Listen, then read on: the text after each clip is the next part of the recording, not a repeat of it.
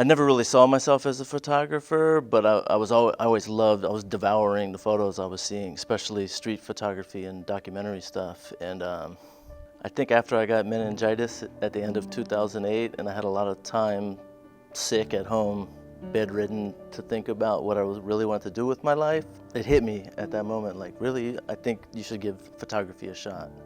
I started around the year 2009. A year or so in, I started to realize I wanted to do a little more than just take photos on the street, and that I could maybe find a little more meaning in my photography, or as cliche as it is to try to shine light on certain things I was seeing in the world. What drew me to this project was the fact that there was little shown or known about the Rohingya, but specifically statelessness. To me, that was the core issue that I was interested in, and I felt that that was the core thing that they were facing. Over time, that changed to just an immediate need to survive.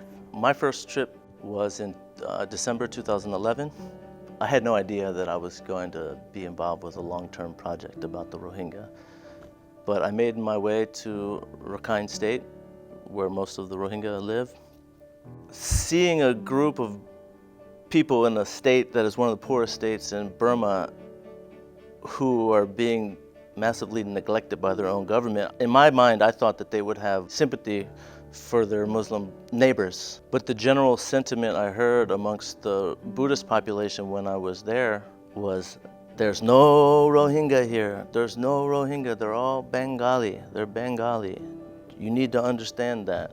One of the largest Rohingya neighborhoods in Sitwe that I went to in 2011 was called Nazi Ward, or Nazi Quarter. About 6 months after I left my first trip, that neighborhood was completely annihilated, down to absolutely nothing. That right there in itself was probably the catalyst that really made me think I need to go back, and I started to understand, like, maybe I'm the only person who has photographs of this place that no longer exists. And now, what happened to all the people who used to live there? And what happened to all the people who lived in all the other villages that were attacked under the watch of the military and police by some Rakhine extremists?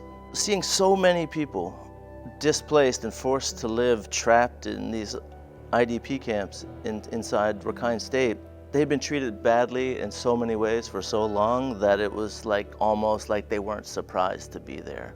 And then you get there and there's just tens of thousands of kids, and that's just where they're gonna live. And they still live there today. My exhibition will show more of the picture than just the most recent refugee crisis. And my work chronicles kind of the evolution of one of the worst periods in time for the Rohingya.